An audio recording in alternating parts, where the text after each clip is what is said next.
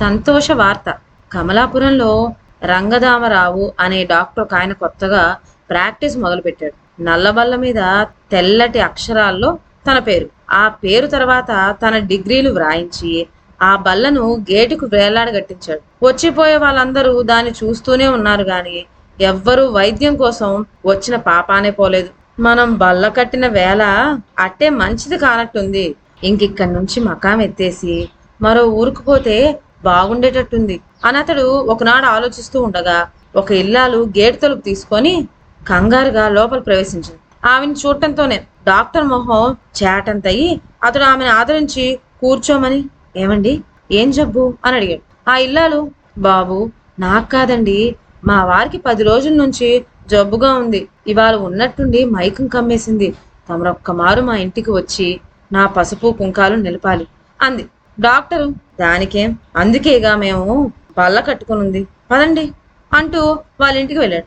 ఆవిడ పేరు కాంతమ్మ, భర్త పేరు శంకరం. డాక్టర్ గారు శంకరాన్ని పరీక్ష చేసి, ఏం పర్వాలేదు, గుండె కొంచెం నీరసంగా కొట్టుకుంటోంది, కొత్త రకం ఇంజెక్షన్ వచ్చింది, ఆ ఇంజెక్షన్ ఇస్తే వెంటనే తేలిక కనిపిస్తుంది అంటూ ఒక చీటి మీద ఆ మందు పేరు రాసిచ్చి, దీన్ని వెంటనే తెప్పించండి అన్నాడు. కాంతమ్మ, బాబు నా వద్ద ఒక్క చిల్లిగవ్వ కూడా లేదు, వారికి నయం అవ్వటంతోనే ఇచ్చుకుంటాము, ఆ మందేదో తమరే కొనిపెట్టాలి అని ప్రాధేయపడింది. బోనీ బేరం అనుకొని సంతోషిస్తే చేతి సొమ్ము పడుతుంది ఏమిటి అనుకోని డాక్టరు, మందు కూడా నన్ను కొనమంటే ఎలాగండి అనబోయాడు. కానీ పోనీ కాస్త పెట్టుబడి పెడదాం, మందు ఖరీదు ఫీజు కూడా ఇచ్చేస్తారు, తర్వాత ఇవ్వకపోతే డాక్టర్ గారే కుదిరిచ్చారు అని 10 మందితోటి ప్రచారమైనా చేస్తారు, దాంతో నా ప్రాక్టీస్ బాగుపడి ఇక్కడే స్థిరపడవచ్చు అనే ఆలోచనతోచి తన వద్దనున్న 2 రూపాయలు తీసి ఆమెకిచ్చాడు. ఆ ఇంజెక్షన్తో శంకరానికి తెలివి వచ్చింది. క్రమంగా అతగాడి రోగం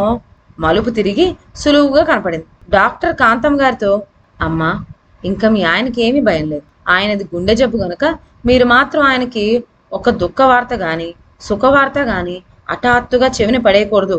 ఏమంటే ఈ రకం రోగాలకి హఠాత్తుగా ఏం తెలిసినా ప్రమాదం అనిపిస్తుంది అని హెచ్చరించాడు. అలాగే బాబు, ఈ విషయంలో చాలా జాగ్రత్తగానే ఉంటాను అంది కాంతమ్మ. 1 వారం గడిచింది. కాంతమ్మ గారు చేతిలో ఒక టెలిగ్రామ్ పుచ్చుకొని డాక్టర్ ఇంటికి పరిగెత్తుకొచ్చింది.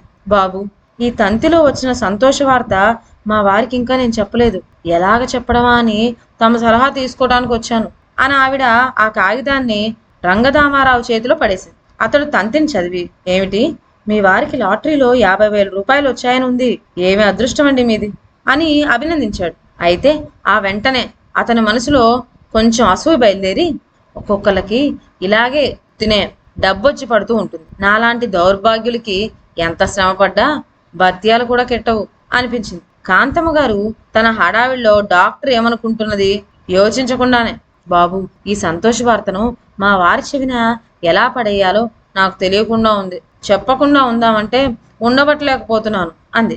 డాక్టరు, నేను మధ్యాహ్నం వచ్చి మీ వారితో మాట మంతి మొదలెట్టి మెల్లగా తెలియపరుస్తానులేండి, అప్పటి వరకు మీరు కాస్త ఉగ్గబెట్టుకోండి అన్నాడు. ఆమె, అలాగే కానివ్వండి బాబు అని చెప్పి వెళ్ళిపోయింది. ఏం అదృష్టం ఇతగాడిది, జబ్బులో మందులు కొనుక్కోటానికి కూడా ఠికానా లేని వాడు 1/2 లక్షకి అధికారే కూర్చున్నాడు. పోయే ప్రాణానికి అడ్డుపడ్డాను గనక ఎన్ని వందలైనా ఇవ్వచ్చు, 500 దాకా అడిగి చూస్తాం అనుకుంటూ రంగదామారావు శంకరం ఇల్లు చేరుకున్నాడు. డాక్టర్ ఎంతో ఆప్యాయంగా ప్రసంగం మొదలెట్టేసరికి శంకరం, డాక్టర్ గారు, మీ వంటి మంచి వాళ్ళు 1,000,000 ఒక్కరు కూడా ఉండరు. ఈ రోజుల్లో డాక్టర్ అన్న వాళ్ళు పైసా చేతిలో పడితే తప్ప మాట్లాడరే, అలాంటిది మీరు మందుల దగ్గర నుంచి కొని ఇచ్చి రోజు చూసి పెడుతున్నారు, మీ రుణం ఎలా తీర్చుకోగలను అని అన్నాడు. డాక్టర్ తెలివిగా, శంకరం గారు, కష్టం లేని కాపురం ఉంటాయా, మీకు మంచి రోజులు వస్తాయి అన్నాడు. ఎలా వస్తాయి బాబు అన్నాడు శంకరం నిస్పృహతో. ఎలాగేమిటి, ప్రాప్తం ఉన్న వాళ్ళకి ఎలాగైనా వస్తుంది, మాటకి లాటరీలో ఎంతమందికి రాలేదు అన్నాడు డాక్టర్. లాటరీలోనా, ఆ అదృష్టవంతులు ఎవరు బాబు, వద్దు మర్రో అంటూ ఉంటే వెనక మా మేనేజర్ గారు నా చేతికి కూడా ఒక లాటరీ టికెట్ కొనిపించి జీతంలో రూపాయి విరగ్గోసుకున్నాడు, ఆ రూపాయి అయినా ఉంటే ఏ ఖర్చుకైనా వచ్చేది అని విచారం వలబోసుకున్నాడు శంకరం.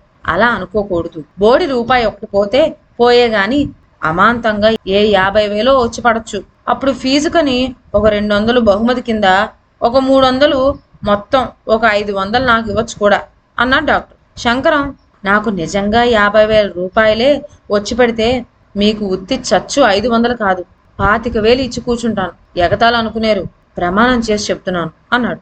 500తో తృప్తి పడదలిచిన డాక్టర్కి 25,000 అని చెవిన పట్టంతోనే అకస్మాత్తుగా పట్రాని సంతోషం కలిగింది. 25,000 అంటూ ఆవలించి ప్రాణం వదిలేశాడు. కూర్చున్న మనిషిలానే కుర్చీలోంచి క్రిందకి ఒరిగి పడిపోతుంటే చూస్తున్న శంకరం బిత్రపోయాడు. కాంతమ్మ గొల్లుమంది. ఆవిడ గొల్లుమనడం విని ఇరుగు పొరుగులు చేరారు. కాంతమ్మ లాటరీ సంగతి చెప్పి, మా వారికి ఈ సంతోషవార్త మెల్లగా చెప్పాలని డాక్టర్ గారు వచ్చి ఇలా అయిపోయారు అంది. శంకరం నాకు తప్పించాలన్న ముప్పులో తనే పడ్డాడు పాపం అని నిట్టూర్చాడు. ఇదండి వాళ్ళ కథ. మరొక మంచి కథతో నెక్స్ట్ వీడియోలో కలుద్దాం. అంతవరకు సెలవు. నా ఛానల్లోని కథలు మీకు నచ్చినట్లయితే నా ఛానల్ను లైక్ చేసి సబ్స్క్రైబ్ చేయండి. షేర్ చేయడం మర్చిపోవద్దు. కొత్త కథల నోటిఫికేషన్ కోసం బెల్ ఐకాన్ ప్రెస్ చేయండి. Thank you.